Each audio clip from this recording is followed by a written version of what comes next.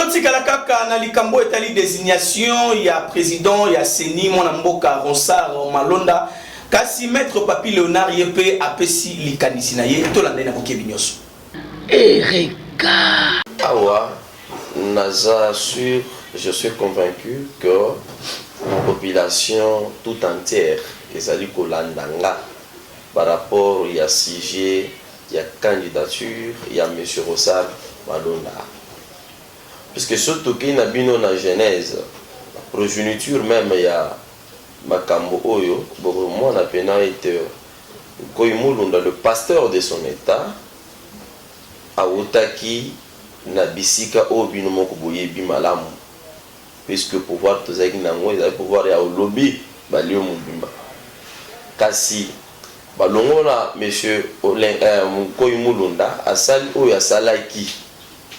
Baye batindeli biso nanga monsieur Corneille nanga ngai na bino to yebi lolenge nini auti kozala président ya Seni pe azali président ya Seni na minute oyo mais bazo kende confession religieuse na société civile oyo minimum o balingi baliambongo ba s'opposer na volonté ya peuple Tindele biso mutu babengi Ronsard Malonda que moi je considère qu'il y a Nangabus puisque à ta progéniture naie l'église place à outil bazo reconnaître été ba éviter que candidature on outil na église naie donc étant donné que l'église na dans autres en doute mais à combien plus forte raison à fortiori nous population que nous sommes toko qui venant au boya les candidatures.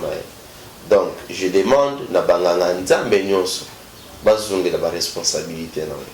Puisque l'État balobi ezali république et république maintenant mutazali na tâche na ye, azali na responsabilité na ye. Alors, la responsabilité, c'est-à-dire tu dois répondre na ba acte nyonso oyo mutazali au sala. Bino banganga nzambe boyeba que un jour vous allez répondre na ba acte na bino. Yango dit la loi qui vous dit que non voilà na isika oyo puisque zo senga mutu za na datikati ya village donc une église puisque moi je suis chrétien na yebi que église ezali na datikati oya mabe azamabe oya malamu azamalamu et c'est le journaliste so otali malamu makambo ezali ko salema na mboko oyo otala pena que confession religieuse bakomi limité. Comment expliquer que c'est une responsabilité monnaie? C'est un fardeau. Donc la République est charge à monnaie, si confession religieuse dans la société civile.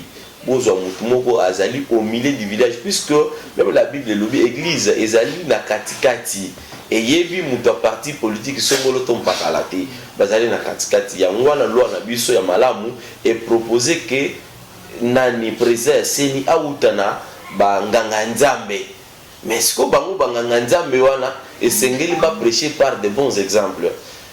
Donc prochainement parce qu'il y a eu que candidature kolekate et kolekate puisque so eleki c'est-à-dire que république na biso ezaka la maboko ya bat individu ya bat moko boy. Donc avec moi je vous dis que cette candidature ne passera jamais.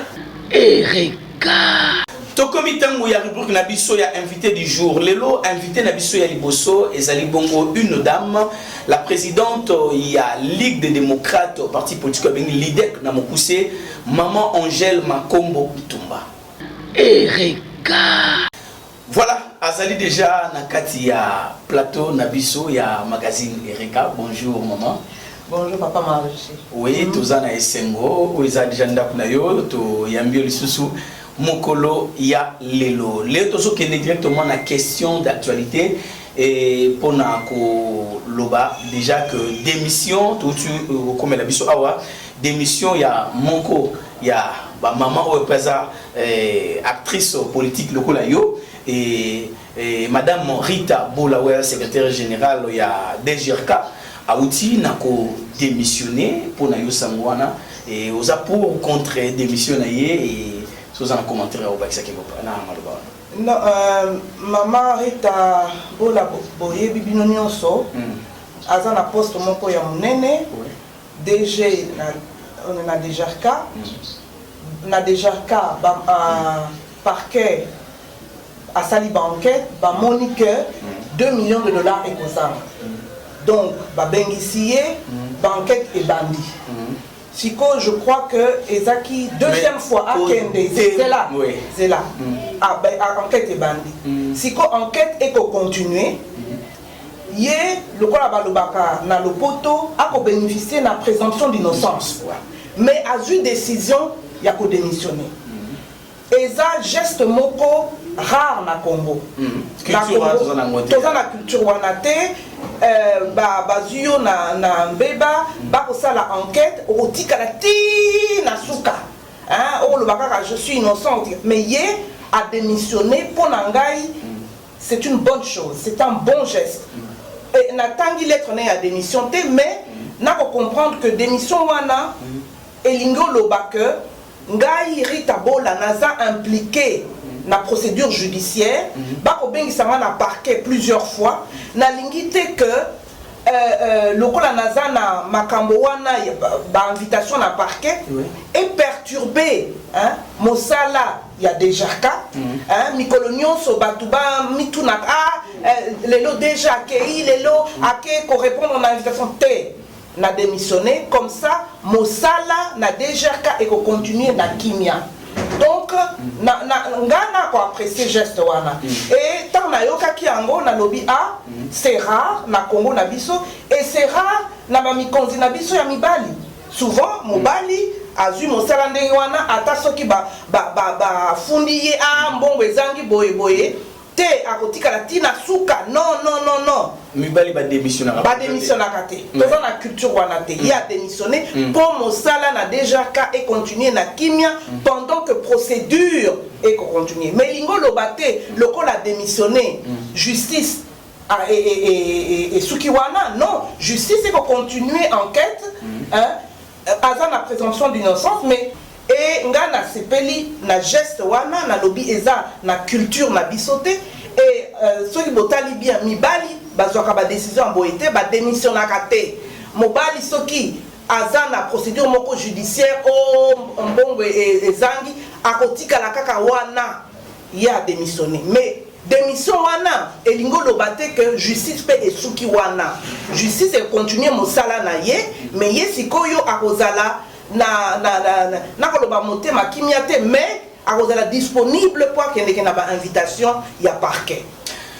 To soko ba toujours ba marche awa ils a déjà annoncé IDPS a annoncé marche et pour le 9 et Lamuka a annoncé marche pour le 11 pour la ninité au kanisi nini pour la ninité au parce que vous allez pour basala ba marche na bango ndenge ba notion to osa pour ki basangana pour eza ba ndeko muso mais pourquoi pas ko sangana nga en tout cas nayoka que UDPS a aussi la marche le 9 juillet UDPS na société civile bon marche contre désignation Yaronsa Malonda comme président Yasseni mais nayoka lisusu la Muka na moni communiqué signé par Moïse Katumbi, Jean-Pierre Bemba na Fayoulou que marche na bango ba ko la marche le 13 lundi 13 juillet.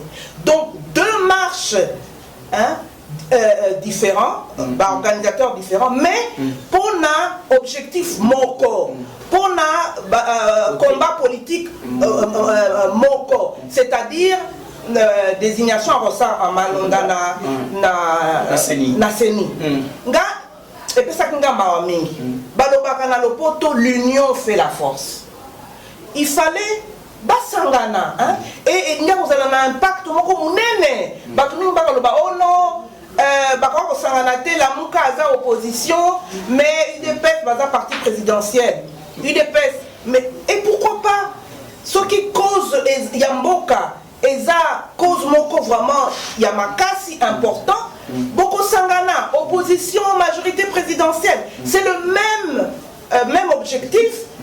Et Namutu y a peuple qui ça vraiment objectif wana est tellement makasi que basangani impact nga ozala munene non ba osala marche mi balé nga pona ngai eza mawa mingi et soki na kosuka wana soki nazalaka ronsa monsieur Ronsard ngana loba ah c'est vrai que naza ngamutu nami autoproclamé président Séné batu ba élire ngai d'accord mais na kotala na mboka pas seulement na capitale mais Congo mobimba candidature na ngai eko contester